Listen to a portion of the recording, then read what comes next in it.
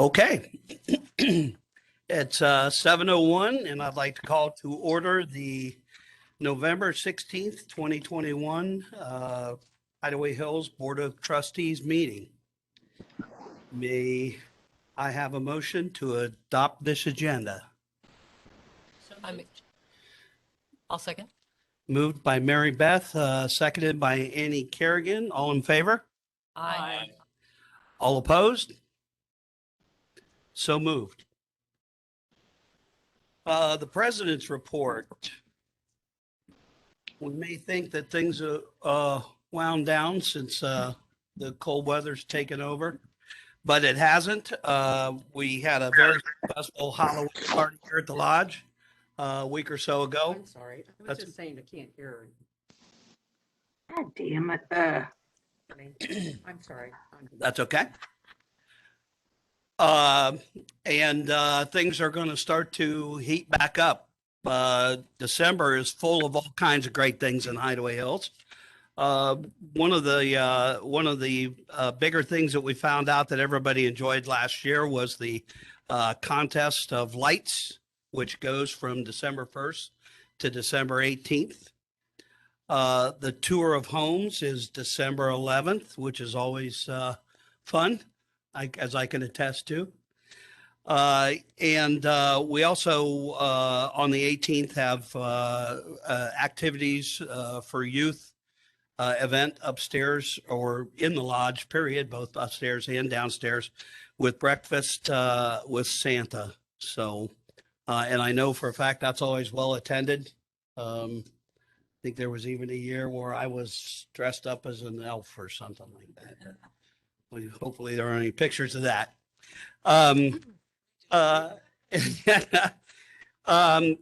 I would also say that I don't know about the rest of you, but I'm just glad not to hear a helicopter flying around all day long. Yes. We all understand that was for a good purpose. And South Central Power has dispatched the people to go behind and do some cleanup, which is probably not happening as quick as everybody would like it to, but rest assured they'll get to the areas that they cut the branches for. Next month, on the 14th, is the annual amenities meeting. For those of you that may be new to that process, it's opportunity for all of the committee chairs to get together and hash out who gets what monetarily for the amenities for 2022. And I know I'm probably repeating some of my predecessors, but rest assured, it's probably one of the best things that we do all year long with the way that the community or the community comes together. And the committee chairs actually work with each other to make sure that everybody gets the better part of what they need to run their committee. Excuse me. The disbursement proposals are due this Friday. I believe that's the 19th for the committee chairs.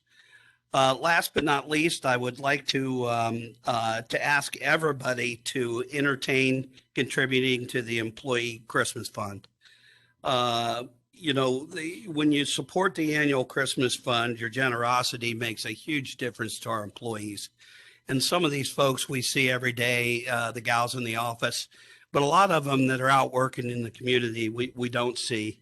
And this is an opportunity for us to show them how much we care. You can mail or drop that off in a separate check to the office marked Employee Christmas Fund. And if you want to also mark your check that you do or do not want your name on one of the two banners that will be put up with all of the contributors, one at, I believe, the Clubhouse, and the other one at the here at the lodge. So every donation makes a difference regardless of the amount. And I know in years past, we've been fairly generous to the staff. So please consider doing so. That's it for the president's report. And we have a review of the October board minutes in motion. Linda? Yeah, I make a motion to approve the October minutes. I will second that. Seconded by Cabot Ray. All in favor? Aye. Opposed? So moved. Correspondence, Cabot? So Linda Hodge is not present to read the correspondence, so Cabot generously is going to read that for us. Was asked to read Yeah, the letter. we Yes. we reached out to Cabot and felt he was the best option, so we asked Cabot to read it for us. All right. So this is a letter that says, "Dear Board, I am writing to ask for your intervention and action concerning my removal as a range safety officer. This is a summary I would like to have read at the next Board of Trustees meeting, and I am providing an additional dossier for your review. I have been volunteering, attending events, and at range committee meetings for 2 years. I completed my required range safety officer training 1 year ago, and I have been serving as a range officer after required face-to-face approval by the chief range safety officer. I have also been acting as de facto secretary, taking and publishing minutes for the committee. To my knowledge, there has never been any issue with my competence or professionalism. At the last range meeting, neither I nor the other members of the committee were given notice there would be an executive session. The executive committee voted 3-1 to remove me as a range safety officer. I received no warning, no documentation, and no opportunity to defend myself. Jim Hiles, Greg Blank, and Rich Della Flora had already decided to remove me after a secret meeting the prior week. My removal had nothing to do with my performance or competence as a range officer. It was retaliation for events that occurred 5 months earlier. Jim Hiles said I was being removed for the following reasons. Number one, some members, including Hiles, did not like the way I questioned 2 of the candidates running for the board at a Meet the Candidates event June 12th. Hiles said these members were concerned for their safety, but offered no names or further explanation.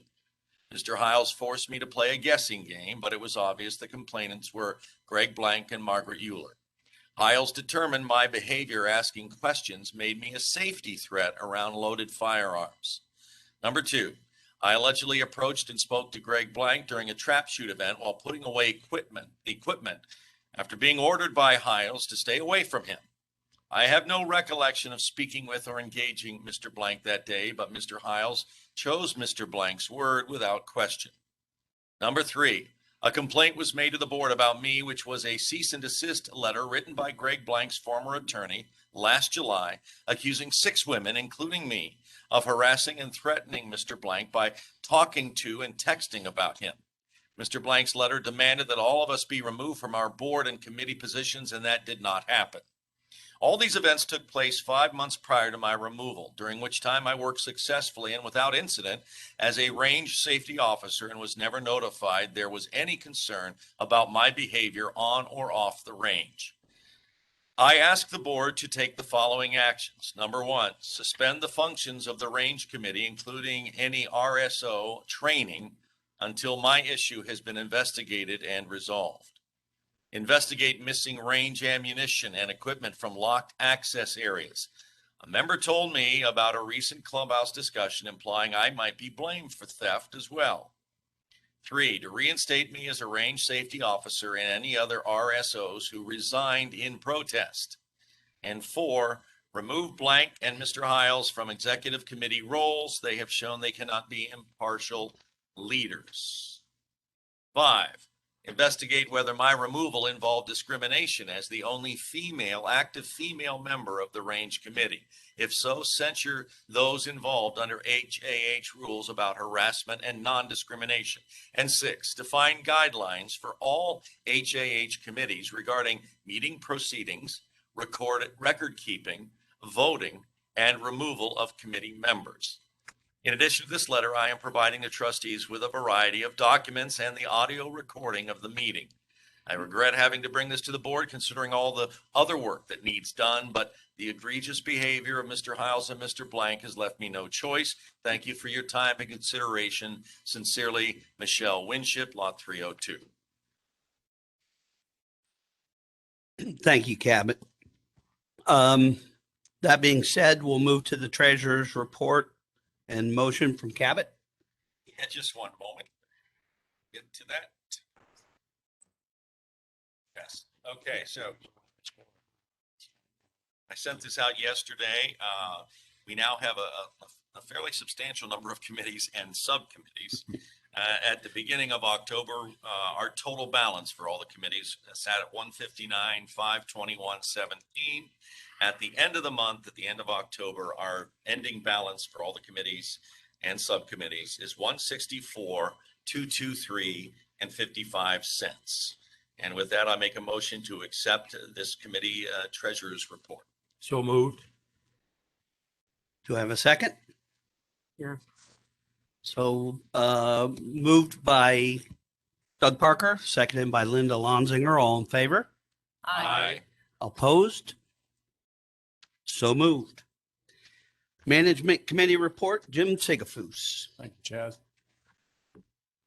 Management Committee is working on drafting its 2022 and beyond capital equipment depreciation budgets over the next month with a target to present to the board in December.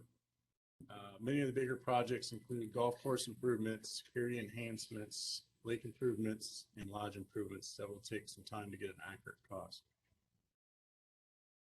Food Service Committee is looking at some exciting things at the lodge, including possibly having a bingo night, breakfast with Santa, with activities for youth committee, and possibly a New Year's Eve event. Management Committee is looking into the possibility of buying a new backhoe. Our current 2008 model requires extensive amount of repairs, and we want to trade it in while it's still good value. This will be approximately $125,000 purchase, and we've been offered approximately $40,000 for our old one. It's not a hard number. But we are working on getting competitive bids and present that to the board at some point. Club recently renewed its annual insurance policy for liability and casualty insurance. We took the opportunity to increase the values of several of our structures to keep in line with current replacement costs. Committee will continue to look at these insured values in the future to ensure the club has adequate insurance. The Management Committee has given our general manager and maintenance department authorization to go to Lancaster Country Club to look at possibly purchasing some used equipment as that course is shutting down. I think we gave about 12,000 authorization. Correct. And finally, Management Committee member. We have been advertising for a new Management Committee member with interviews in November. We currently have 2 candidates that have applied. The deadline is this Friday. The board will need to vote on a new member and the chairman in December. A reminder, you can get that resume by email in the office or it's on our webpage under forms. Now you have 2 resumes to fill the open position that will be created by one of 2 individuals moving. Correct. Up I'll be to the leading chair. committee. Okay. And then, so that creates an opening. We've got 2 resumes, fill that open position, and then we have 2 applicants for the chairman position. Consider of existing management committee members. And that has to be approved by the board majority, which we'll do at next month's meeting. Do that at the December meeting. Yep. Any questions for Jim? Okay, General Manager's report, Jeff Harper. All right, so we're going to start with delinquencies as per usual.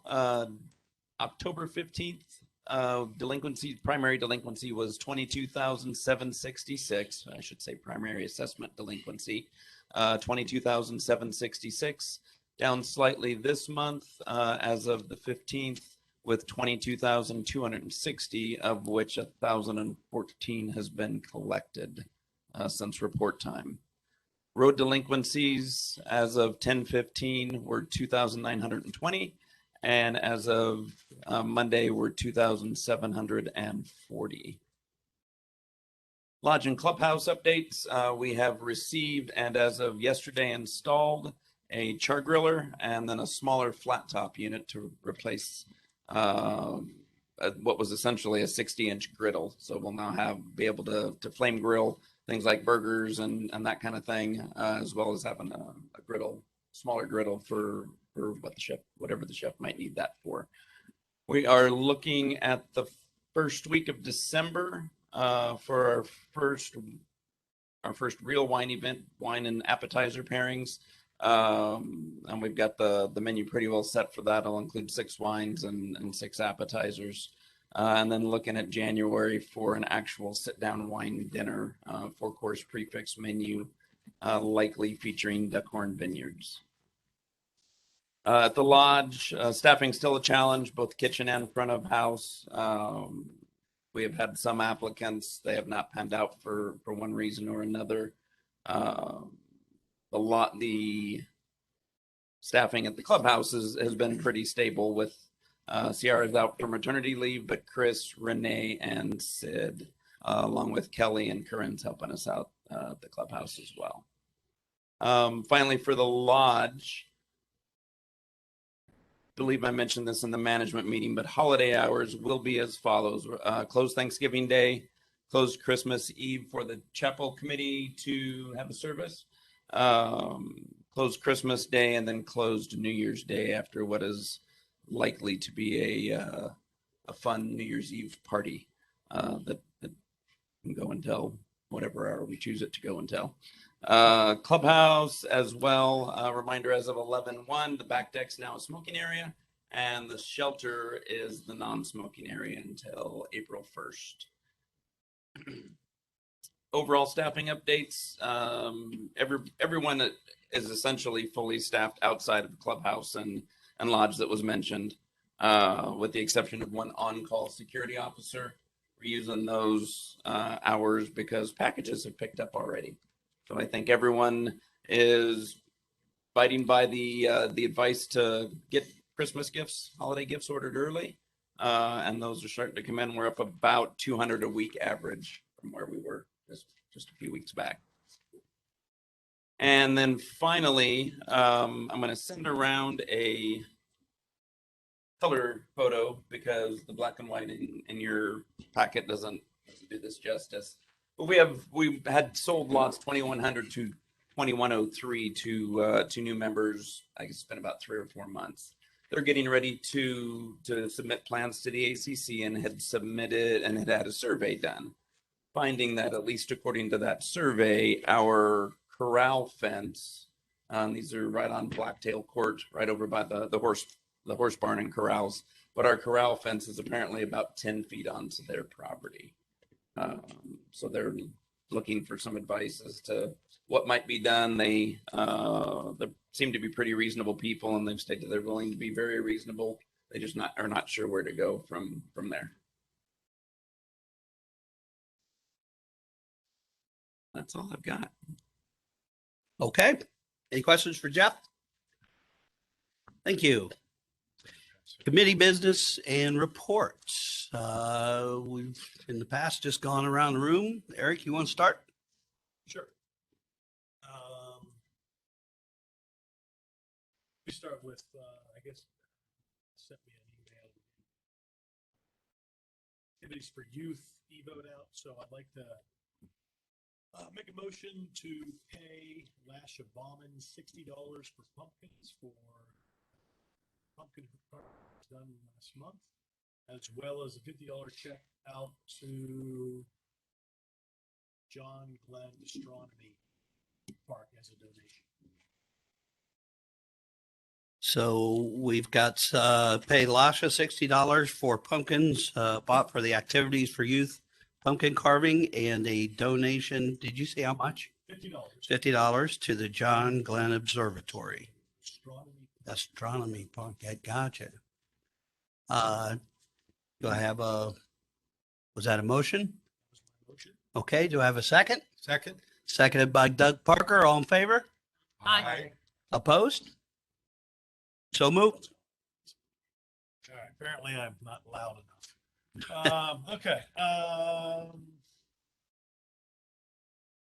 I have for the range committee, I have that Dwayne Mickey has some different assorted supplies for the range. A total of $211.78. I'd like to make a motion to reimburse him for that. And do we know what they are or just assorted?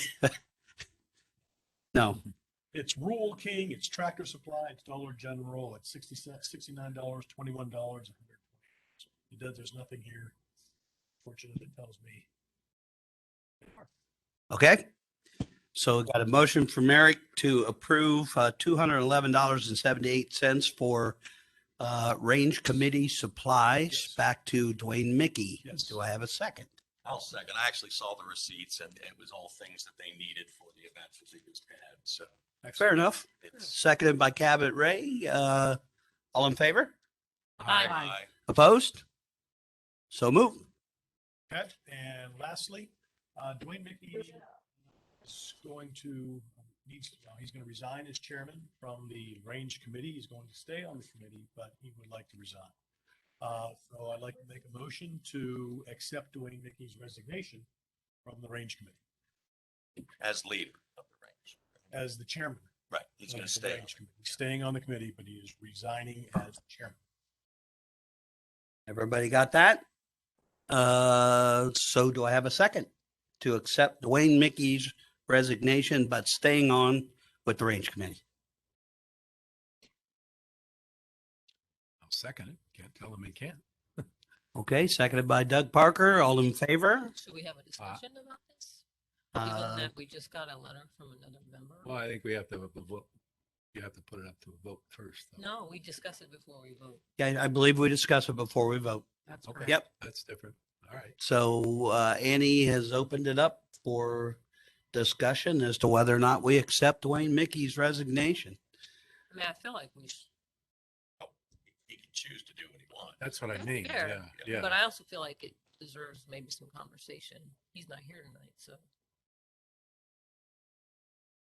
Okay.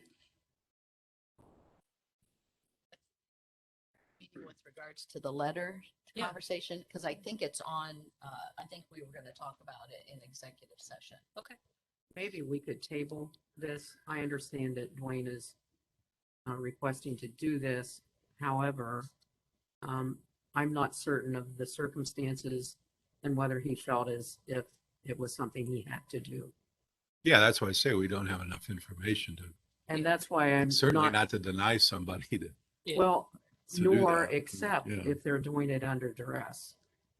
I Or was in a at the way they meeting don't when want to. he said he was told the rest of the committee that he was going to resign. There certainly was no, he's just not up for doing the job. Well, it's an awkward situation, seeing how Dwayne's not here to give his verbal input. We could always table this if that's what the board thinks we need to do. We could not accept it. We could. There's a couple different options here, so I'm open to input. Whether or not we proceed with any kind of investigative look, I mean, again, if he's making this decision of his own free will, I don't know that we can say no. Well, We and don't accept it. especially since he made that known in front of the committee, the board rep for the committee, which is Eric, right? Yeah, I apologize, because he did give me a letter here, and I just thought this was going to be Open. resigning, so allow me to present the HH board. Dear board, I would like the board to accept Dwayne Mickey's resignation as range committee chairman as of January 1st of 2022. So it's not immediate, it's as of first of the year, okay? Committee board would like to accept Jim Hiles as the new committee chair. Thank you in advance for your support. So, signed by him. Okay, so we're still at accepting Dwayne's resignation, right? To which we have a second. Yes. We do have a second. So I say, since we've got a motion, we've got a second, that leads us to a vote. And all in favor? Aye. Aye. Opposed? Abstaining. I am too. Okay. So I think by majority, that being Eric, Mary Beth, Cabot, Well, all voted yes. Doug voted yes. That's 4. We have 1. You have 2 members online. Tim is, I think, having some problems with audio, but I told him I could text him and he could text back. He's there and he's hearing. Okay, so currently we're at 4 ayes and 2 board members have abstained. And we've got 2 with we still need to hear from. Oh, I will accept the resignation, although I would like to know more. Okay, but you accept the resignation. And I'm just waiting for Tim Okay. to respond. In the meantime, Eric, I'm sorry, what was the effective date of the resignation? January January 1st. 1st, okay.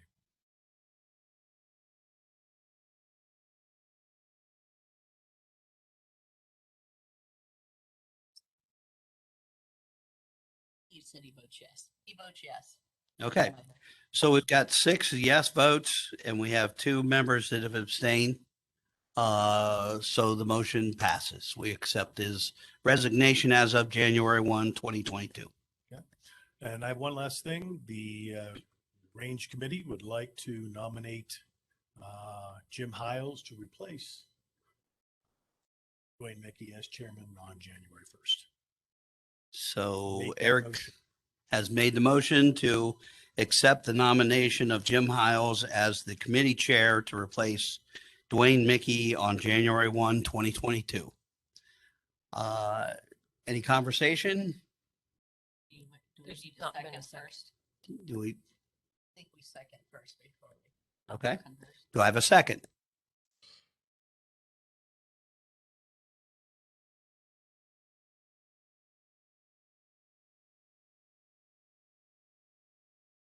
Do we have Linda live? Can we? She's live. Okay. Seconding. Maybe we could, maybe this is the issue we should table until we have some kind of conversation. Well, I Agreed. believe by virtue of no second for the motion, it then dies, does it not? Yes. Okay. Well, we do have 2 other people. Oh, no, I'm sorry. Never mind. Well, what about so They're Can- not seconding. they're not? Okay. Okay. That's all I got. Okay. The motion dies and we move on to Linda Lonzinger. Hey, first, an update on key initiatives. I'll keep it short. There are some issues that I believe in December, we're going to need to spend some time working with management committee in terms of budget and just timing and everything. So the key initiatives are broken down into 4 major areas. One is technology. The other is security. Another one is health and safety. And then the last one is the lodge. The lodge has a lot of intersection with the management committee, and Dave Lee has been working on that.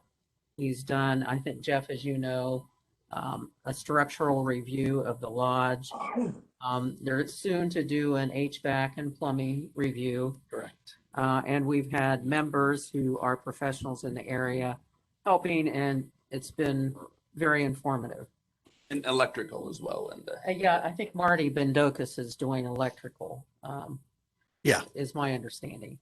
So this will the lodge is very cross-sectional and have a lot of input from management, food service, Jeff, et cetera.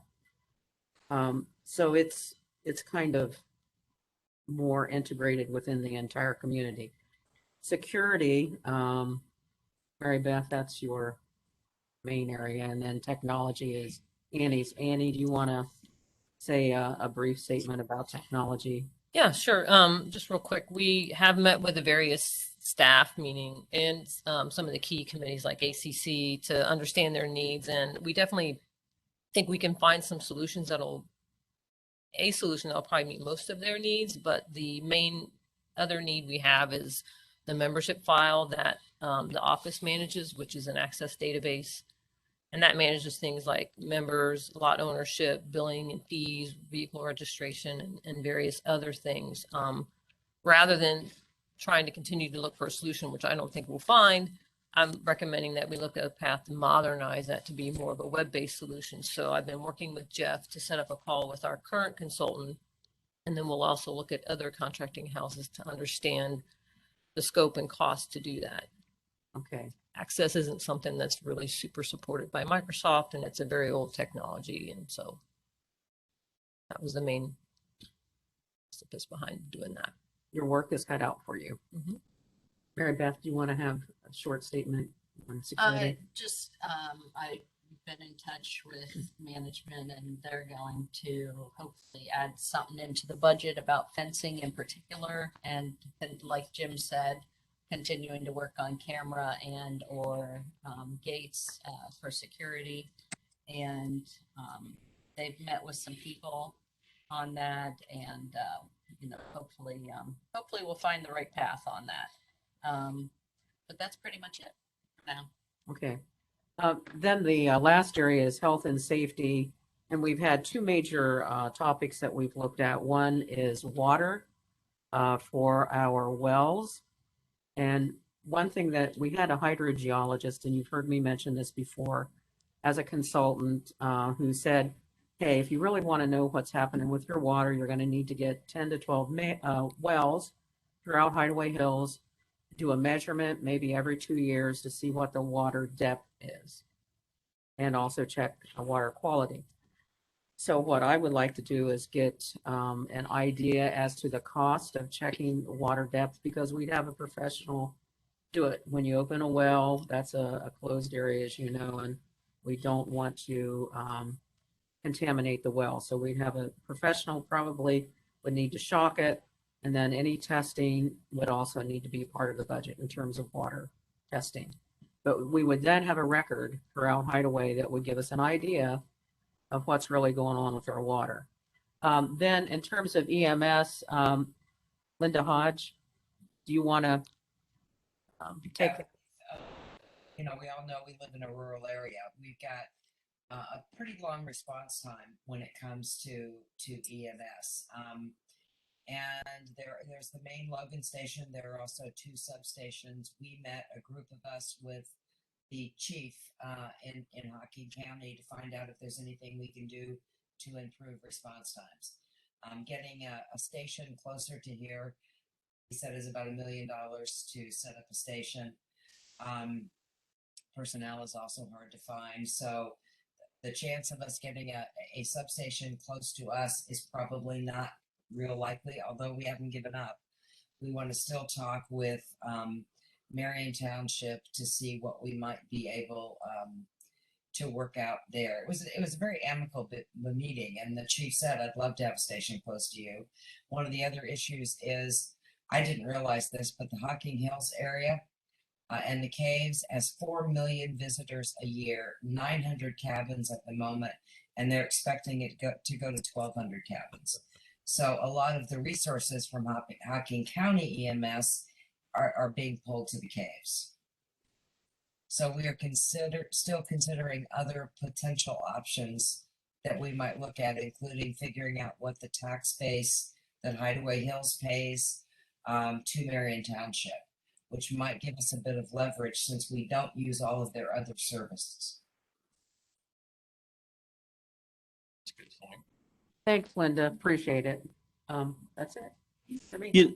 One of the things that Linda and I have gone back and forth on a little bit, and we've had a couple of conference calls, are these key initiatives, and this is something that I don't want to see die. We need to move forward with some of this. Some of it's I'm not going to say low hanging fruit, but some of these things are well within our reach, and some of them are probably such as the emergency response time, things that we just can't change based on the demographics.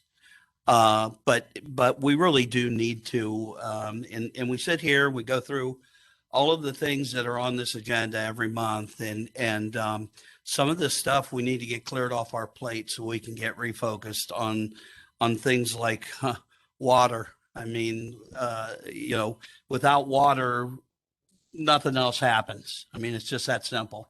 If you've ever had a power outage and you're on a well and it doesn't run, in a certain amount of time, you vacate your property. It's just that simple. So we do need to keep this hot, and hopefully, as we hit the winter months, when hopefully some of these things slow down, or we can all start getting along a little better, or whatever it is it's going to take, we need to get refocused on some of these things, because these are important, and Great. it's just that simple. No fund requests. Thank you. No funds request. Okay. That takes us to me. I have, 2 fund requests, from the Health and Wellness Committee. I have one, invoice for $1,675.98 for some duct work for the furnace. And I also have one for $336.11 for some mechanical things associated with the HVAC in the form of a condenser. Do I have a second? I'll second that. Seconded by Andy Kerrigan. I can't make the motion. Make the motion. Okay, Eric makes the motion, seconded by Andy Kerrigan. All in favor? Aye. Opposed? So moved. What was the 1,600, the first one? I'm just. Duct work, What was the total? 1675.98. Okay, it's duct work.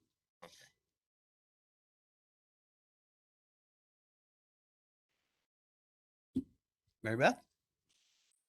So the only thing I have is the utility services said that there is a 1 trillion plus government infrastructure bill in place, and the Utility Services Committee would like to speak with anyone who has insight how Hideaway Hills can benefit, whether it be telecom, internet, or any other way.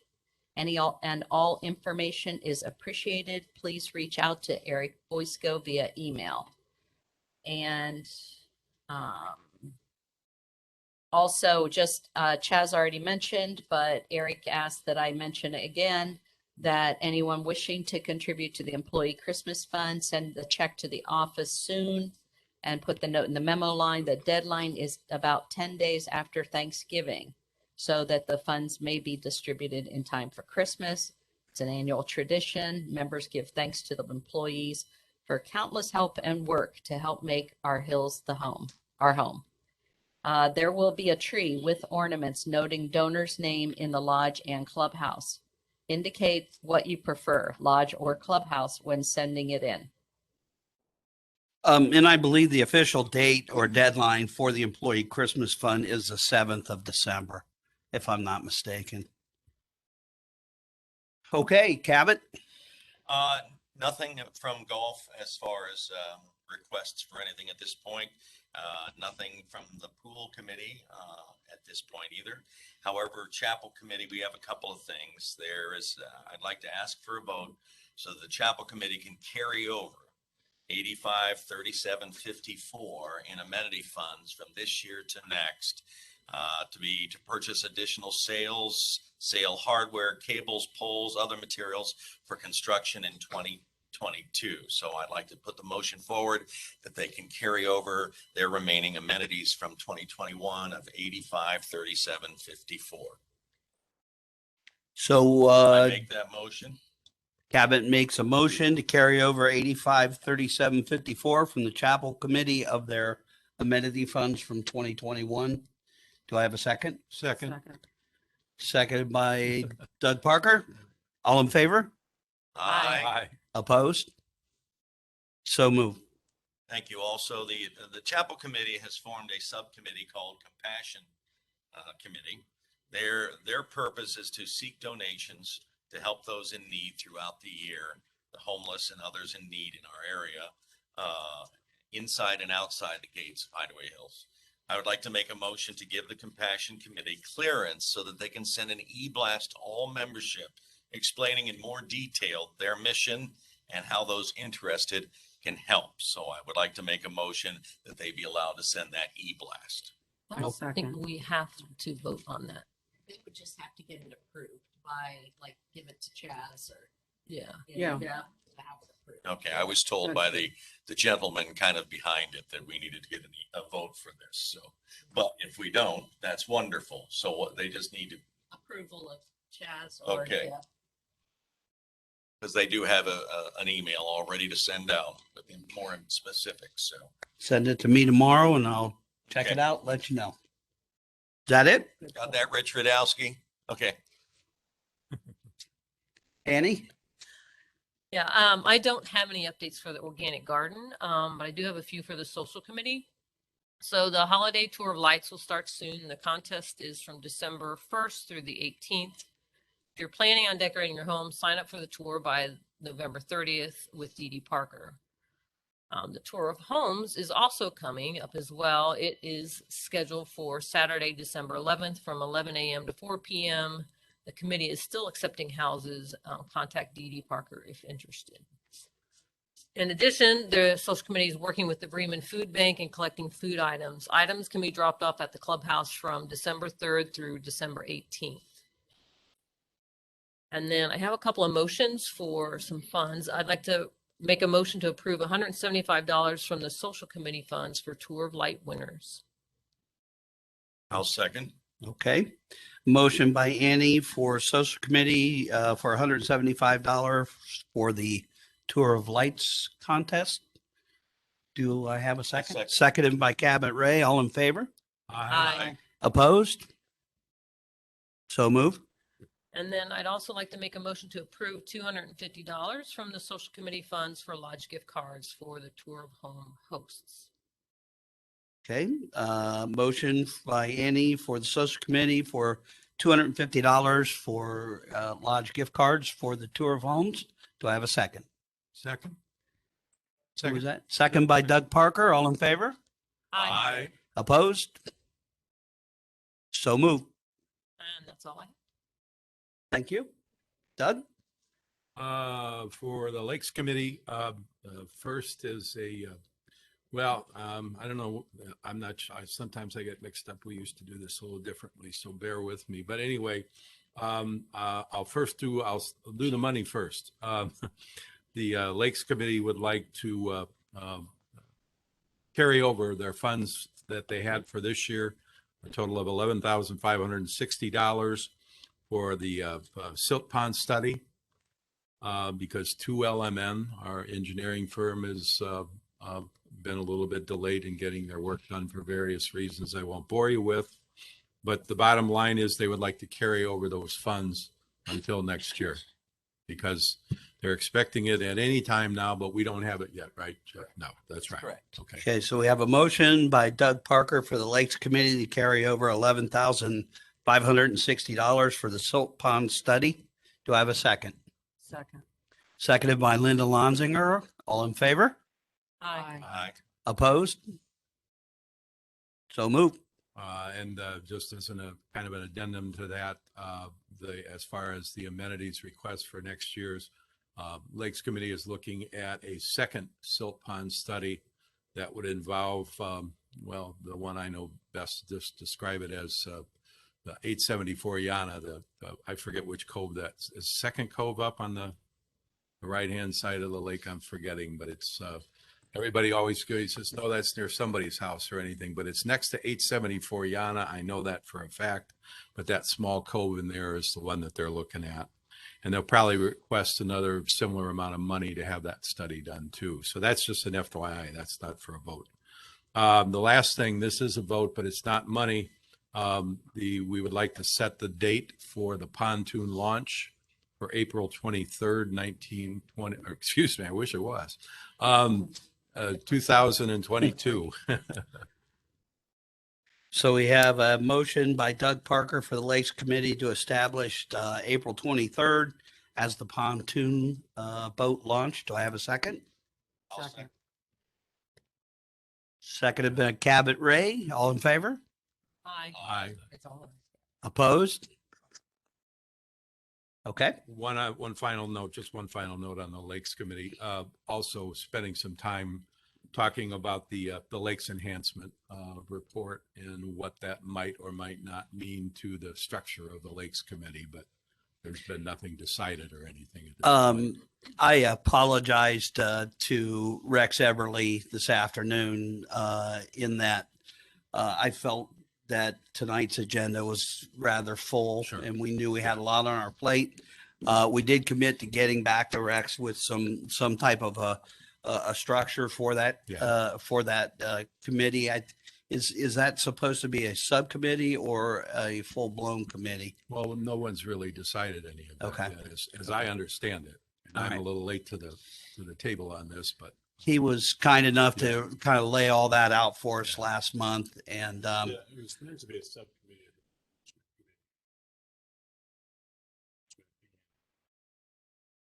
okay. well, Sue and for the record, I know Sue and Rex have talked about that too. Yeah, and I believe that was kind of laid out for us Yeah. last month as well. But I commit to him that we'll get back to That's that fine. Sure. in December, because that's another item we got to keep hot. Yeah, exactly. That's the main reason I brought it up. Yeah, Just and there's FYI. been a lot of really positive traction there, and the work that Rex has done. But I think he's looking to turn it over at this stage of the game. Well, again, So, it was just an FYI. I'm not looking Yep. for decisions at this point. Yep. So, and I don't have any decisions of my own on that. So, the only other thing Jim mentioned, the things on the Food Services Committee. A couple of the things that JJ had sent to me, because I missed the meeting. So I thought it was one night, and Jeannie surprised me and said, no, it's this night. And I couldn't make it that night. So anyway, but I was following up on the meeting of last week, and a couple of the things. One thing, I don't know if you talked about this with him. They were talking about doing a bar stool fundraiser. This is just a heads up thing right now to replace the bar stools in the lodge, which I know has been a source of discussion for some years past. People said we really ought to get some new ones in there. And so anyway, they were talking about doing that, and obviously there's not been anything decided on it about that, but we'll keep you informed on what that is. And also they've been talking about how to use the carryover amenities money that we approved last month. They're talking about a number of things. I won't even go into those right now, but trying to come up with the best ways to use that money going forward. I forget the number, but anyway, so that's those two committees. let's see if we can't keep that bar stool thing hot. I want to be comfortable on them. I've had people say that to me before. I'll put some wear and tear on them bad boys. And I Okay. asked specifically whether it was about the lodge. They said, yeah, it's about the lodge. So anyway. Linda Hodge. Yeah, Chad, I just have a real quickie on communications. We don't have to do this now, but it will come up reasonably soon. Ginger Reed had announced before that she will no longer do that spiral bound paper member directory. And we don't have a backfill for Ginger. And as I was talking to her, the question came up of do we actually want to continue doing that? It's done every 2 years. And truthfully, by the time it's done in paper, there's so much turnover that it's pretty much obsolete the day after it comes out. And member information is updated ongoing, so it's current on the website. So I guess the question that will become before us is, do we really want to continue every 2 years producing the paper directory? And we don't have to decide that now. I just want to give you a heads up that Ginger's not going to do it. So we would have to find someone else. Linda, I think we do have someone else maybe who said they would step up, but I want to confirm that before throwing it out there. But new member committee was talking about potentially using that directory to include things that previously had been in the binder. And so they're not duplicating information and combining it all in one in that paper form. And then, Eric brings up and that a lot of people don't have access to internet sometimes, when we have these conversations. So we may need to keep it going for those folks, but I think we could maybe discuss it when it's closer, because she just put a directory out recently.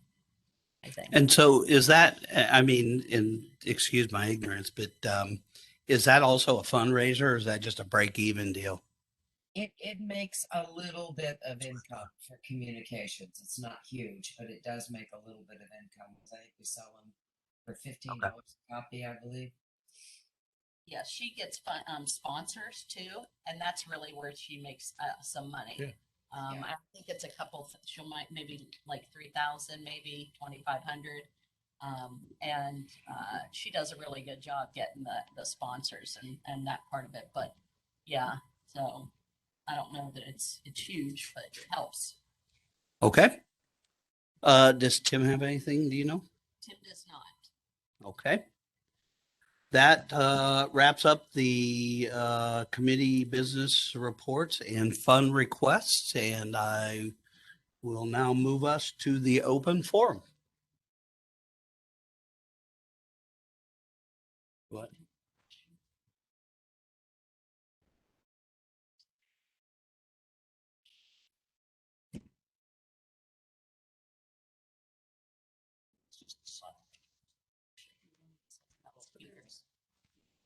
Oh, yeah.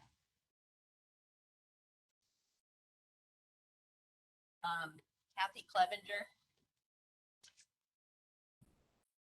And when we, oh, okay, I see. You took the mic stand away. So we've got, we were ordered by Linda Hodge to make sure that everybody that speaks holds the microphone. And we are also going to hold our questions and answers until after you're done so that we're sure you get your full 3 minutes. Not a problem. So as traditional, Kathy Clevenger, lot 2025, been here about 8 years. And this will be quick and easy, no question answers. With everything that's going on in the last 18 to 24 months in the world, it has filtered into Hideaway Hills, obviously. And I just want to take a moment as we go into Thanksgiving time and be thankful for everything that we do have and the positive things that are going around. We've paid off the dam repair assessment. The lodge is reopened. Jeff Harper is our new GM, and congratulations and happy anniversary, first year anniversary. Appreciate you being here. Roads are becoming safer. Strategic Initiatives Committee is addressing long-term initiatives that need to be done. Holiday Home Tour is back. Yay for that. That's where a lot of us have met long-term friends and have connected with people. Our financials are stronger than they have been probably in the last 5+ years. We've been able to purchase items on our depreciation list that have been put off for far too long. Clubhouse is showing a profit, at least last time I heard. We passed the assessments last year. Electronic voting process is passed. Better audio system for HH meetings. New builds and people investing in their homes. Beach beautification. Even with labor shortage, maintenance and security have done amazing to keep us safe and keep us going. Coming soon, the fitness center opening. The rework of the ORV riding area. Basketball court improvement committee. The updated HIH website. Golf maintenance building expansion, and the list could go on and on. So as you watch these board meetings and as you go around in HH and talk to other members, I ask you to reflect on all the good that exists inside our slice of paradise. And thanks to our board, management committee, all volunteers, security, maintenance, and office staff for giving us members our paradise. Thank you. Bravo.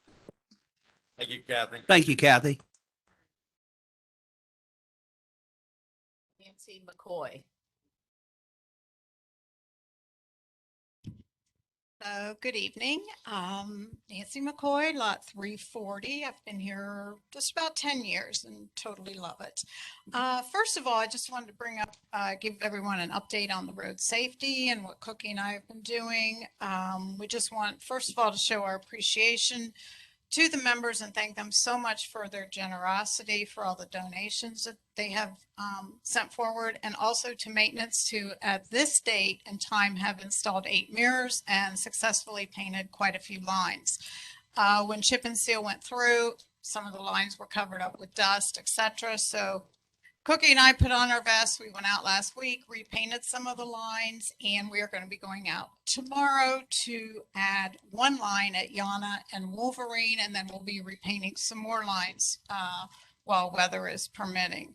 I would like to say if any of the members have an idea of where they would want a line that we have not noted on our map or a mirror, to please reach out to myself or Cookie, and we will get that done. They can reach out to us via the office. They can call or All text these little us. committees take over what others should be doing. Hello there. I didn't hear what they said. Steve. kind of- Oh, okay.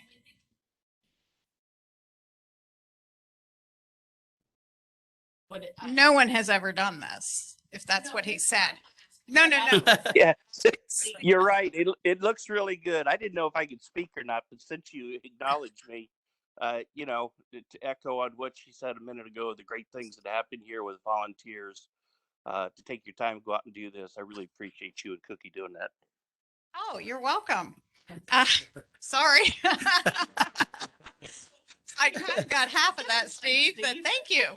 That was somebody from the past speaking or something. The other thing is that we are super excited about, and this is because of the generous donations. In the spring, we would like to also work with maintenance and start to do some additional widening of the roads. That will be done with donations money. Of course, additional widening of the road, we won't be doing that, but maintenance would be able to purchase some additional truckloads of asphalt, which would be donated by the member or by the road safety committee, because the donations have been so generous. And this is a way that maintenance and Rick, and we have talked about it, Rick and I have talked about it, that this would help in keeping the roads safe as well if we could widen some of them. So some of the donations that have been sent in will be used in the spring to purchase some truckloads of asphalt.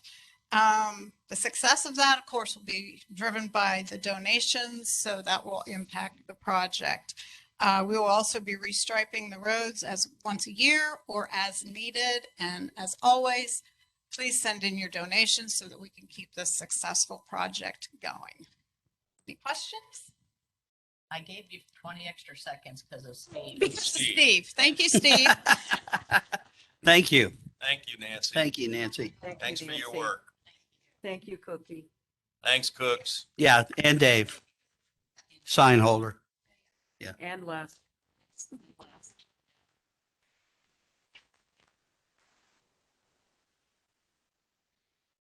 And I think that's all we have. Is there anybody else open forum? That's all we had signed up. Okay, all very positive. Thank you. We have no unfinished business to cover, so that will move us on to reaffirming the e-votes with Mary Beth Fisher. Okay. All of these were 8-0 votes. Lake Fund to pay Clubhouse $136.16 for pontoon removal. Airport Committee is approved to pay $186.59 to the Clubhouse for food.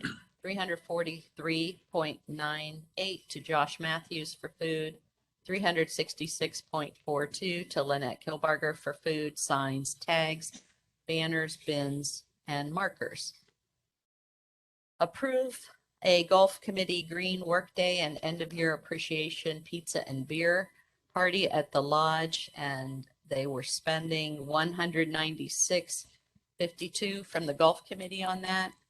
Approve the Social Committee to use the amphitheater on 7/2/22 to hold a music festival.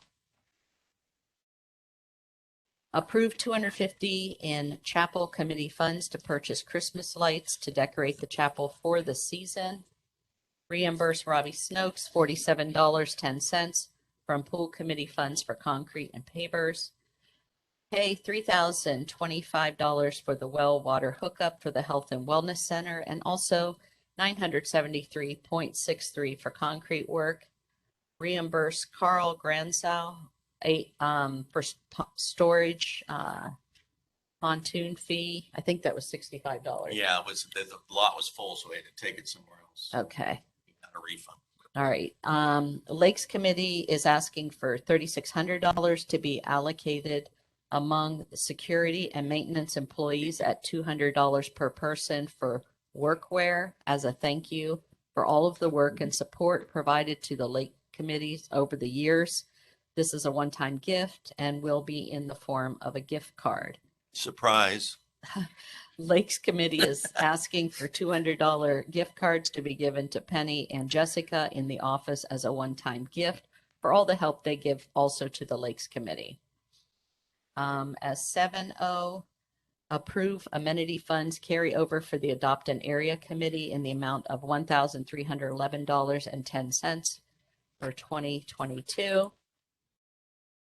Reimburse Carrie Ankney, $267.71 for pumpkins and supplies for the autumn bonfire. And reimburse Ginger Reed $128.20 for stick notes for employee Christmas banners from Communication Committee. Okay, so do we need to Yes. approve those? I make a motion, we approve the e-votes. I'll second. Moved by Mary Beth Fisher to approve the e-votes, seconded by Cabot Ray. All in favor? Aye.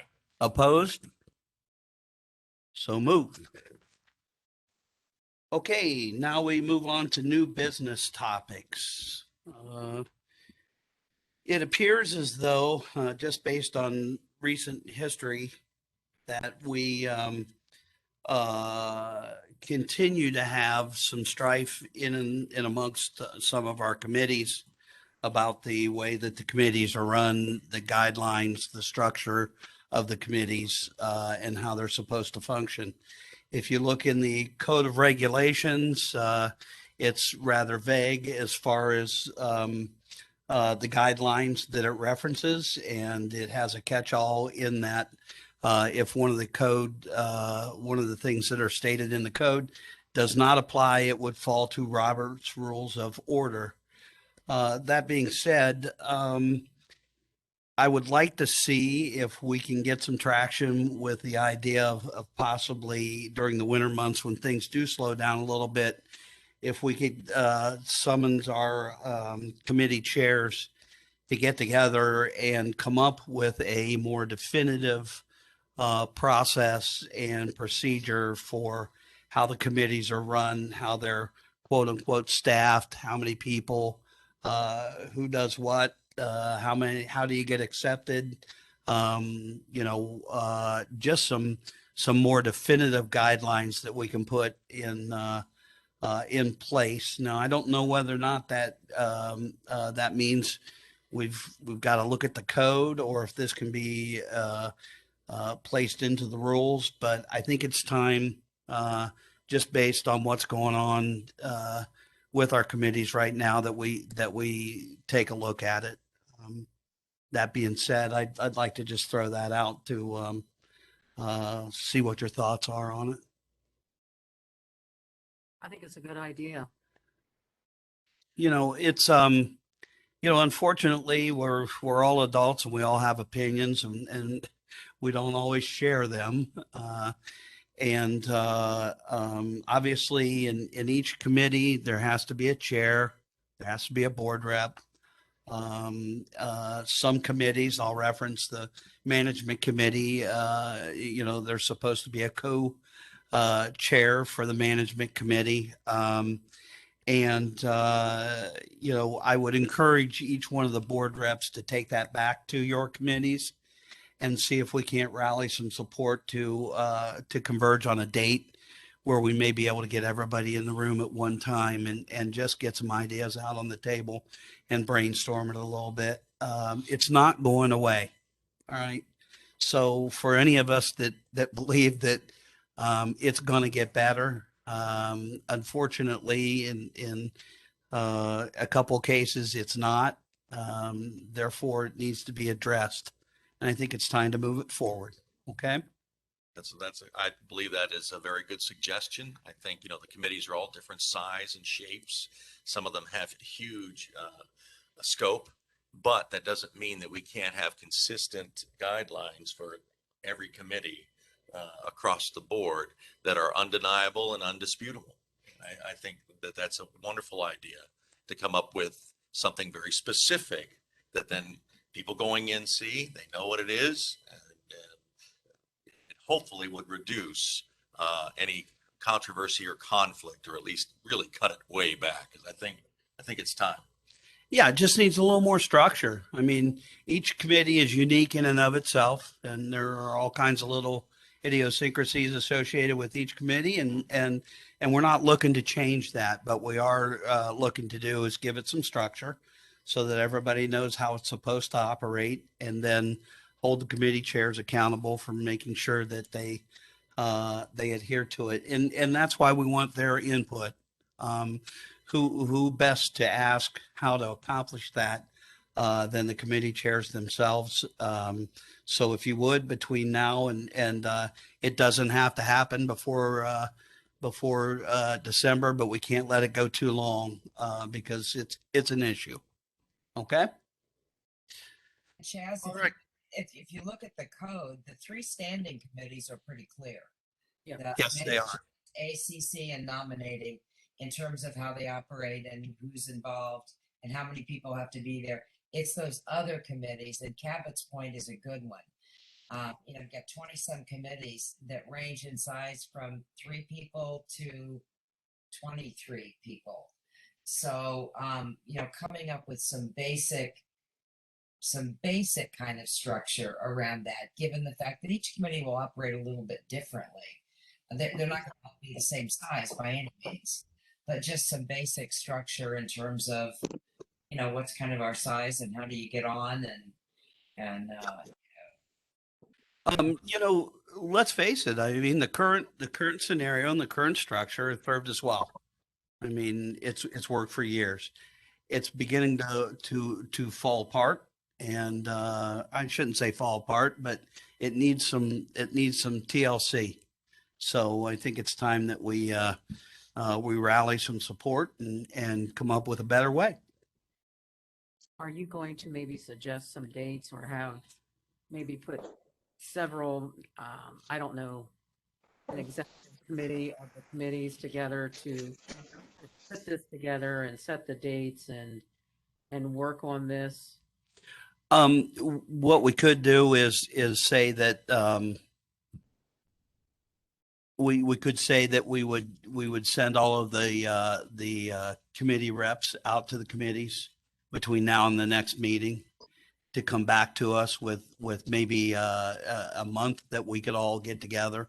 I think it's kind of hard to squeeze some of the stuff into December with the holidays and Thanksgiving and what have you. So, but I would sure as heck like to see us once we cross over the new year to have something that we can all reference as a date that we can get together. And then, I think it needs board representation, from all of us as well. I mean, this is the heart and the soul of Hideaway Hills, and it needs some attention. Okay. So let's see if we can't come back at the next meeting to say that we'll establish the date sometime and I hate like heck to let it go in January, but I think with the holidays it's going to be Sure. pretty darn tough to get together. So okay. All right. Any questions associated with that? Okay. One of the other things that we discuss every month as it relates to how the open forum functions here at the board meetings is to determine how best to handle that. I think there was a great suggestion made for this meeting, and that was that, and I think it was Linda that came up with this, to where as opposed to trying to capture half of somebody's 3 minutes by asking questions or interrupting them, that we would give them the opportunity to have a full 3 minutes. And then we would ask questions so that it was a little easier to keep track of. And so I think we need to adopt that going forward. The other question I think that we have on a monthly basis is, what if we have 15 people that want to speak? Now, we're not opposed to having 15 people speak. We're just saying that that makes for an awfully long board meeting, and it's very unpredictable. And of course, we've all got family lives, believe it or not, that center around what we're doing. So, I think by and large, we average 3 to 5 a month, and that's certainly nothing official. So, but does anybody have any thoughts on whether or not we should limit it, or whether or not we should take everybody that wants to speak, and what happens if it's 20? I think we should hear from anybody that wants to come and speak. Should be limiting it. That's their time to go and talk to us, express their concerns. Okay. Any other thoughts? And I don't necessarily disagree with that. I'm just saying that, it could fluctuate wildly. Oh, and it probably will. And Yeah. it generally has for the most part over the years anyway, at least while I was around. Yep. And so, yeah, I think that part of the territory is if you're gonna sit here, or if you're gonna sit out there and go to a meeting, the odds are that you probably won't have 60 minutes of forum comments, open forum comments, but at the same time, you need to be prepared for it, I think. So I'd have to agree with Eric on that. The time thing, I don't know. 3 minutes always still seems pretty short to me. And a lot of people probably don't take that much and others do. So maybe it kind of still comes out to an average of 3 minutes per person. But I think when you start cutting into it, I think it gets a little problematic. Like, well, we'll cut it to 2.5 or 2 or something like that. Well, in this particular case, we're trying to give more of that. We're trying to give more of that, or dedicate more of that 3 minutes to the individual that's up speaking. So it's not meant to shorten up the time that they have. It would be to give them their full 3 minutes to speak without any interruption. And then we'd answer questions that they ask after they're done with their 3. Yeah. So, I mean, I think that one kind of, that one doesn't change much other than giving them their full 3 minutes. I do think that there needs to be some type of a limit on how long each person that steps up for open forum can speak. And certainly, I mean, it's, you're more than welcome to get up and give us your 3 cents worth at any meeting. It's just something that we have talked about, prior to tonight, and tonight's adjustment in the 3 minutes that Linda suggested, I think was a good idea. And it certainly sounds like there's no need to limit the number of people that would want to speak. So we're good with that.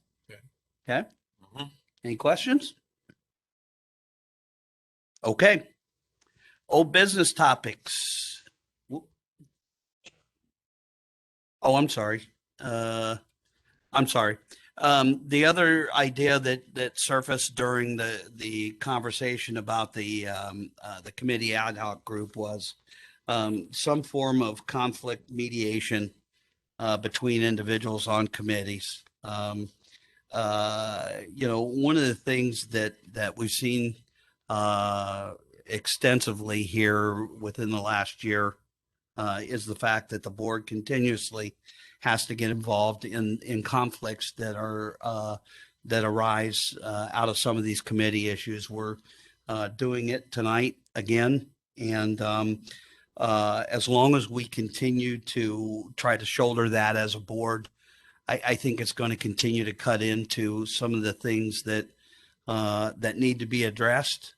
And so somebody had brought up the idea of some conflict mediation in some way, shape, or form. I mean, let's face it, we're at least the majority of us are not trained in conflict mediation.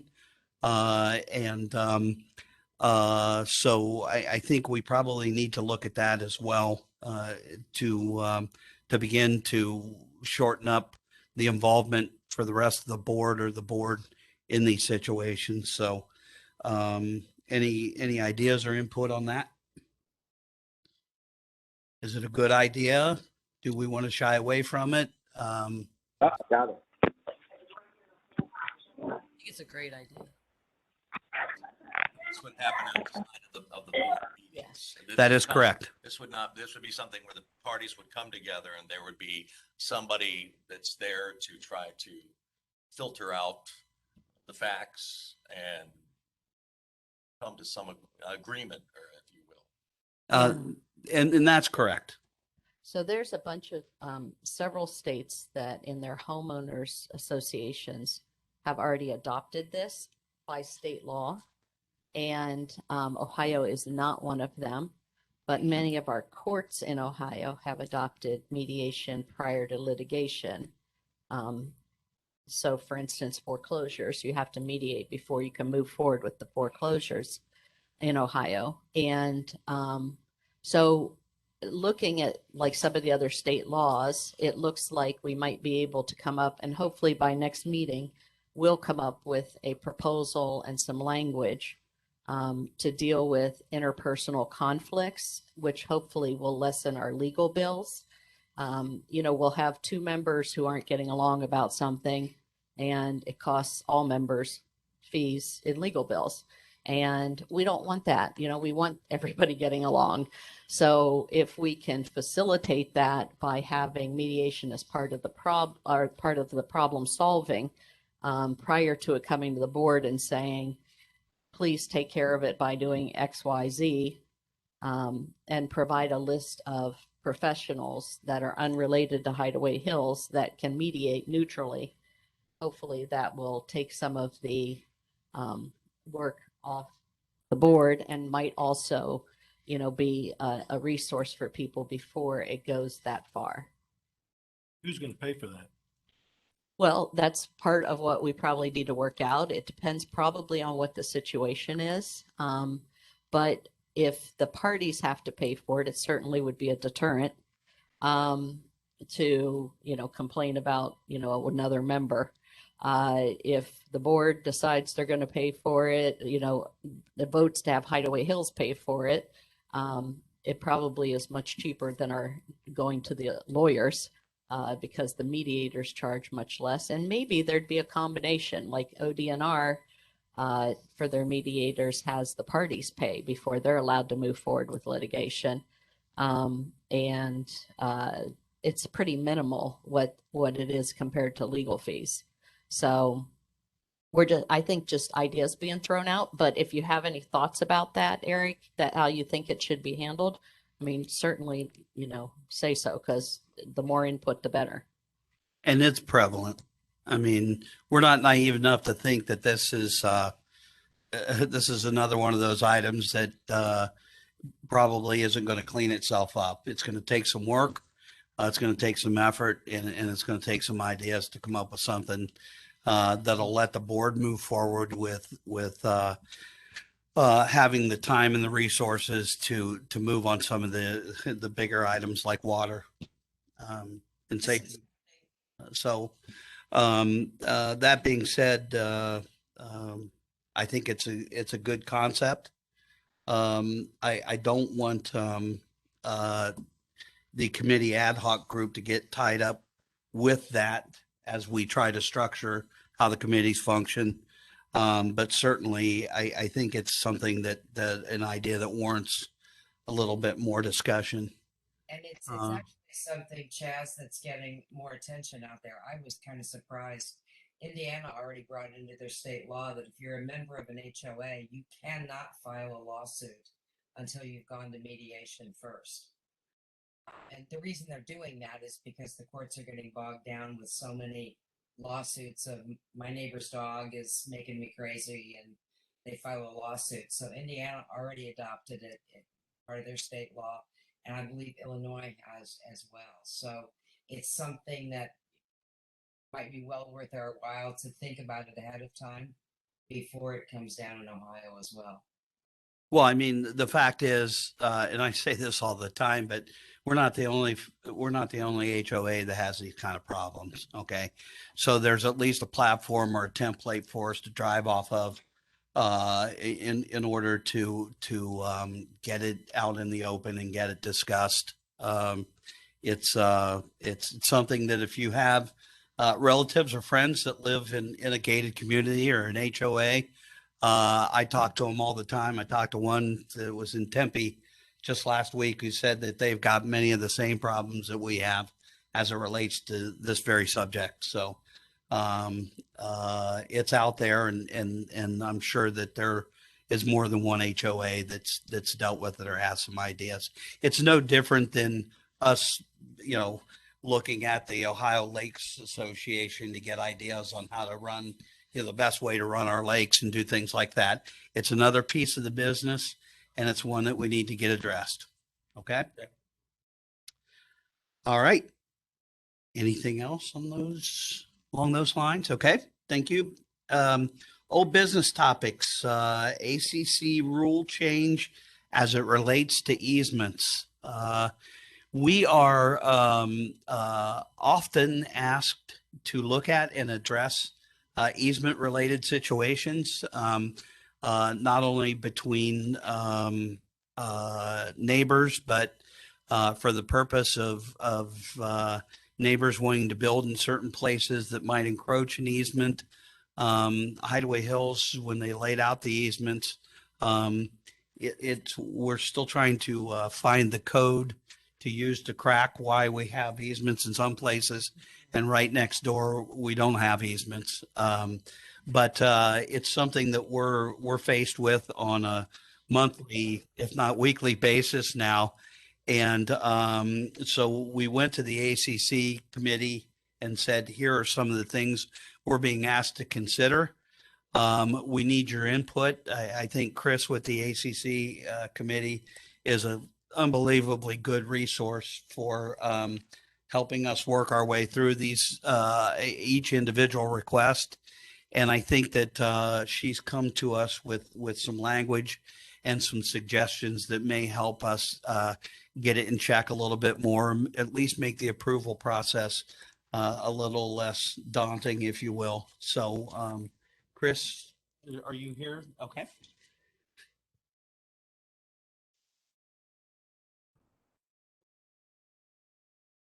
Here you go.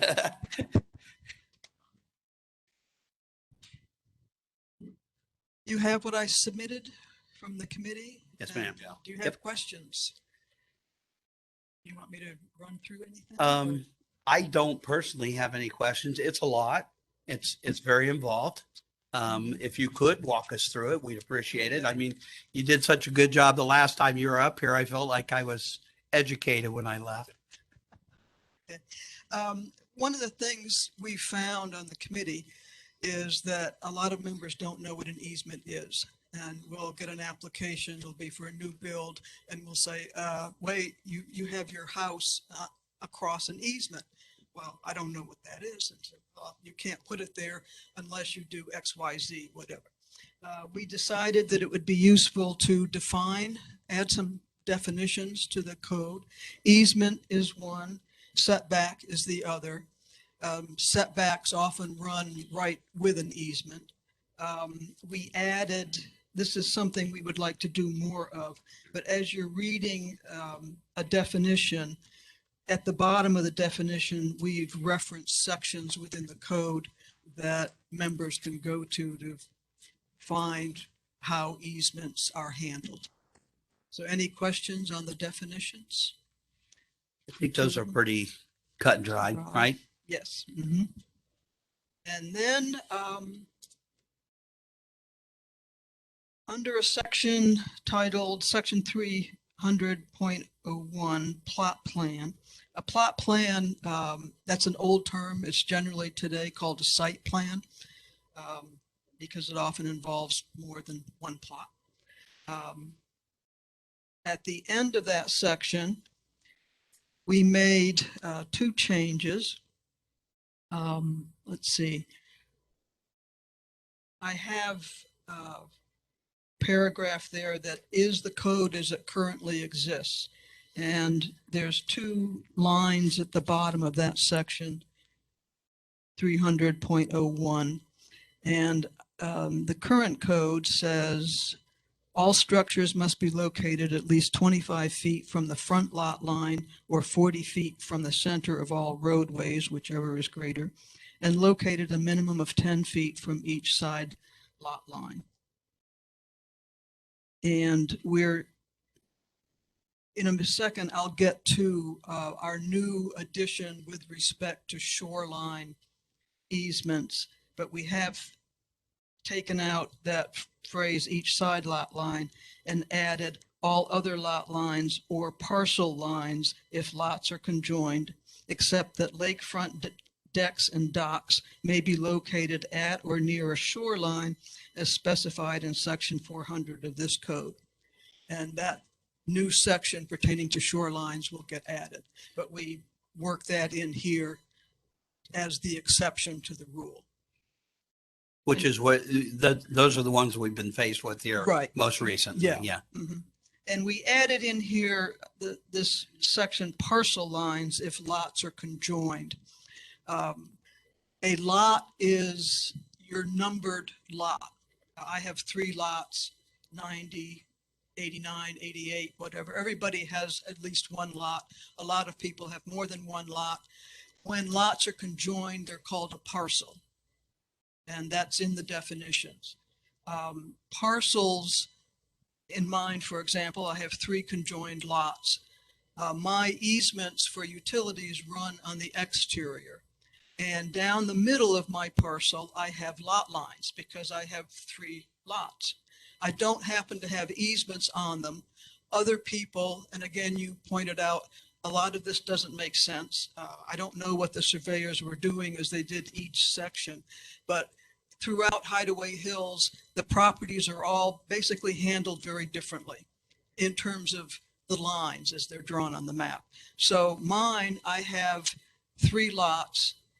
I don't have any easements on my side lot lines, but I do have a 10-foot setback because the code says there is a 10-foot setback on each basically lot line, except in the front where it's greater than 10. So 10 years ago, when I was working on plans to build a house before the most recent recession, I went to the ACC committee and I said, can I build in the middle of my 3 lots? I have lot lines. I don't have easements.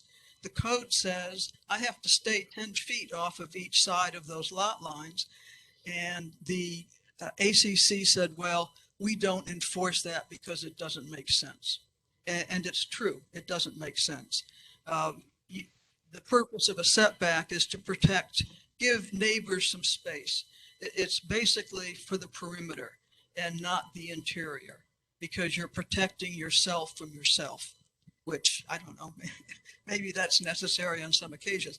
But the ACC said we don't enforce the interior setback lines. So by adding this section, parcel lines, if lots are conjoined, that means the 10-foot setback just pertains to the exterior and not to the interior, which has been the practice here for at least 10 years. So we're basically codifying what's already existed. Does that make sense? Mm-hmm. Yeah. Mm-hmm. And many of the easement issues that the board gets are they're the interior ones where the board waives Hideaway Hills' right to use that easement. There is technically a 10-foot setback where those easements are because the code says there's a 10-foot setback on the side lot lines. You're not enforcing it. We're not enforcing it on the ACC because we assume that if you waive that interior easement, it's for the purpose of building a house. So the fact that there might technically be a 10-foot setback is irrelevant because the goal is to build a house. And so that's another reason for having this new little section that says parcel lines if lots are conjoined. So now the code will meet practice, which is the setback is on the exterior. If you have 1 lot, it's on the exterior. If you have a parcel, it's on the exterior and not running down through the middle. So that's the reason there. Let's see. Okay, the next section, the sentence that we changed, no structure, this is how it is currently. No structure shall be placed on any easement unless the easement has been released by the HA Board of Trustees according to the guidelines set at the August 18, 2009 board meeting. We're taking out most of that, and it'll now say, no structure shall be placed on any easement except as provided under section 300.09 of this building code. And then in that new section, we've grouped together the codes that pertain to easements. So any questions there? Okay. Nope. So then we're adding a new section to the building code. We're numbering it 300.09, and this will contain the rules that pertain to easements. And there's 3 sections here. Okay. The first is titled Building Across Property Lines and in Easements. And the code currently says construction projects that violate neighboring property lines or utility easements are a serious violation of HA rules. We took out the word utility because easements involve more than just utilities, and that's in the definitions.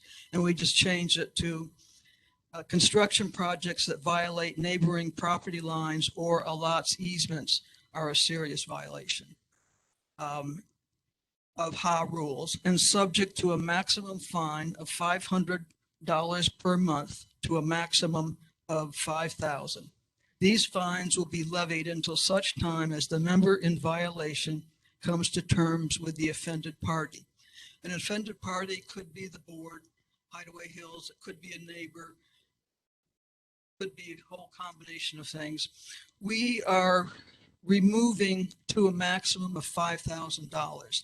There are several reasons for that. It runs counter to the next line, which says these fines will be levied until such time as the member in violation comes to terms with the offended party. If one hits a maximum fine, then there's no longer any reason to be negotiating with anybody.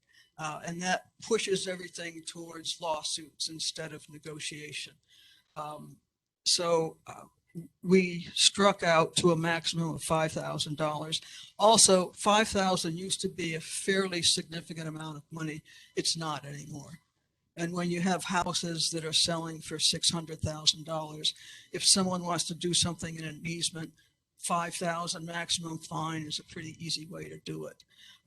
I've been surprised at how many situations we've had not involving, there are the easements that the board legitimately should waive, but then there's these other things that pop up. Jeff brought one to me tonight. There's a well in the road right away.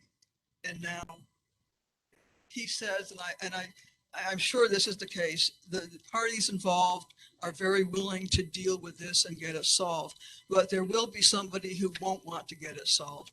And if you get to that 5,000 maximum, then they don't have to talk to you anymore.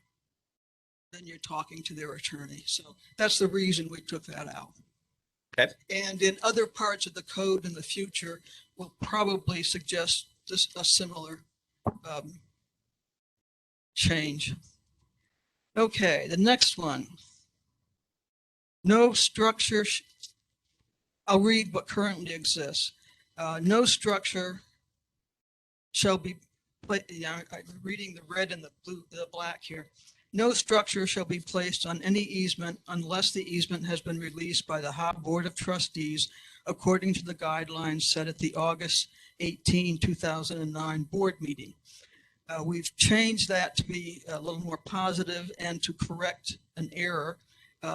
It occurred at a special board meeting on August 8th. And so the wording would now say, a structure may be placed on an easement if the easement has been released by the HA Board of Trustees according to the guidelines set at the August 8th, 2009 special meeting.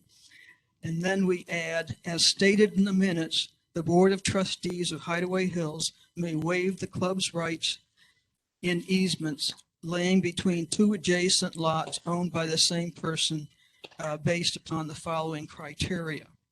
And then we've added the criteria. I won't read that. It comes directly from the minutes. This is all criteria that was approved 12 years ago. We're just now putting it into the code so that nobody has to go back into the minutes to figure out what that criteria might be. Just wondering, do we have to make reference to that date of when it was approved instead of just saying according to this criteria? Because when you said like referring back to that date, then you started reading some of the subparts of it. I was wondering, oh, I wonder if that's connected to that date, and maybe the way it reads, it does pull that in. But if we just eliminated that date altogether, would it still be accurate? I'm referring to the minutes, and it's basically, it's copied from the minutes. Copied out of But there. yeah, but we could take that whole section out and just list the criteria. I was just following what was already in the I code, gotcha. but we could do it either way. Okay. The result is the same. But I just want to point out that there's nothing new here. This criteria has been in effect for 12 years. It's just that you couldn't read the code and know what the criteria was.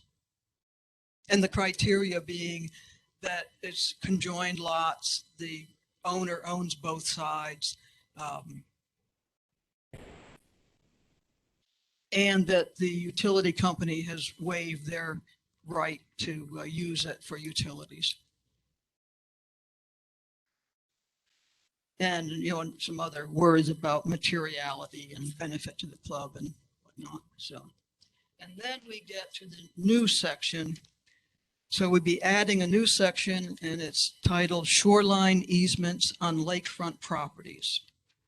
And as background, a member came to us and wanted to put a deck and a dock on his shoreline. And he could put the dock because that was out in the water, but he couldn't put the deck because that was on land, and there was an easement running parallel to his shoreline, which he didn't know he had. And the office is great. They send us the plat maps, and there's easements running, this is on Lake Eagle Claw, down the north side, all along the shoreline for these properties. Other properties don't have that restriction. So we felt that this member should, and other members who have the same odd easement, should have a right to have a deck on their shoreline. So we have 6 criteria, guidelines that we're presenting tonight. Do you want me to just read them all? Or it's going to get published in the Echo, or just summarize it? Just yeah, okay. Yeah. So what this is, it's a different concept. When a member has joined lots and they have an easement running down the middle, Hideaway Hills is waiving their right to ever use it. And utility company is waiving their right. In the code of regulations, there's the guidelines are printed there. And in addition, it says, and these were voted by the membership some time ago, several years ago. Once the board waives that easement, the members' right to hike and ride horses on that easement is also waived, because easements in Hideaway Hills can be used by utility companies. They can be used by the club for storm drainage, other things, and they can be used by members for hiking and horseback riding. Not a whole lot of easements are used for that. But now that the helicopter has wiped out all these trees, there's actually quite an area that could be used for hiking and whatnot. So the members have rights, but when an easement is waived, the members lose those rights. Now, the ones for Shoreline, we're calling this a shared use easement or a shared use concept. The member who owns the shoreline gets to put their dock and their deck. The deck would be in the easement, but the members also continue to be able to use that easement. So if they want to fish, they could do that today and walk down through that area. They'll still be able to do that. So it's a different concept than the one where an easement is waived. So this is a shared use easement. Okay. Is there any questions? Thank you very much. Thank It's, you, Chris. Thanks, Chris. Yeah, and this addresses a lot of things for us. This is something that we're faced with quite often. So thank you, Chris. We're lucky to have somebody that can champion that effort for us. Okay. Also under old business topics is the special meeting update. The special meeting has been set for February 20th, 2022. The key points are as such. Notice will be mailed to all members later this month or early December, depending on when the printer has finished printing the envelopes. The envelopes are large, they're very noticeable, and they will be mailed out to each member. That is one of the main questions that's been asked over and over again. And not only will we be mailing that out, but you'll hear about the special meeting quite often, so that we're sure everybody has it covered. Notice will be posted in the December and January issues of the Echoes, on the HAH website, and via e-blast. The office conducted a very successful large-scale test of electronic voting. 53% of those randomly selected participated, which is Linda notes that wouldn't even be bad for a U.S. election. Thanks to everyone who participated. As info, Ohio State got the largest number of votes to make it to the NCAA championship playoffs, followed by Georgia, Alabama, and Cincinnati. And 84% of the voters wanted to remove daylight savings time. So as that was one of the questions, it was very simple and I think very, very easy to follow. Electronic voting instructions will be posted on the website, as well as frequently asked questions about e-voting.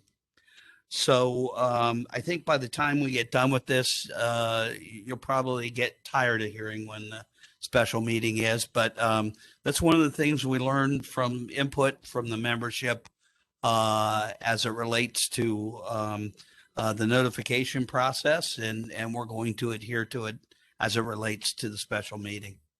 Linda, do you have anything to add to that? Oh, very, very good. Thanks. Okay, thank you. Any questions? Okay. And so we now move to the new members with Linda Hodge. Okay, new members, Club Lot sold, number 1684. And the new members are Shannon A. and Gretchen S. Wright, lots 316, 317, and 318. D&E Farms LLC, Eric and Diane Maxon, lots 5 and 6. Jacob W. and Lori J. Hill, lot 1684. Gregory K. and Amy S. Sumner, lots 1277 and 1278. Breckenridge S. and Bree A. Lewis, lots 138 and 139. So motion to accept the new members. Motion made by Linda Hodge to accept the new members. Do I have a second? Second. Seconded by Cabot Ray. All in favor? Aye. Opposed? So moved. Thank you, Linda. Circling back to the ACC rule change as it relates to easements, the process to notify the membership of that change will follow the same cadence that we do for each code and rule related rule change. And that will be that we will post that in the Echo for 2 months. 2 cycles. 2 cycles. And then we will entertain anyone that has any questions and or objections to it. And then we vote on it and we put it in play. Does anybody have any questions as it relates to that? No? Okay. Thank you. So I would now entertain a motion to adjourn to executive session. So moved. Moved by Doug Parker. Do I have a second? I'll second. Where'd that come from? Annie. Annie? All in favor? Opposed? So move. It is resumed. Okay, I would like to open back up the November 16th, 2021 Hideaway Hills Board of Trustees meeting in executive session. We covered an Article 9 determination, a fine of $2,500 and ingress and egress only for a period of 1 year. We also addressed a disorderly conduct incident in which we're going to issue a warning letter and have said member pay for some damage. We discussed a lot sale and unsubdivided assessment amounts. That issue has been tabled pending legal advice from the club attorney. We entertained an offer on club lots in which we determined that we were going to stand our ground on the original price. And as far as the potential legal committee issue, we agreed that we would open up an investigation and hold a special meeting to interview committee members and get all sides of the story. Can I have a motion to adjourn the meeting? So moved. So moved by Linda Lonzinger, second. I'll second that. Seconded by Cabot Ray. All in favor? Aye. Opposed? So moved. Thank you.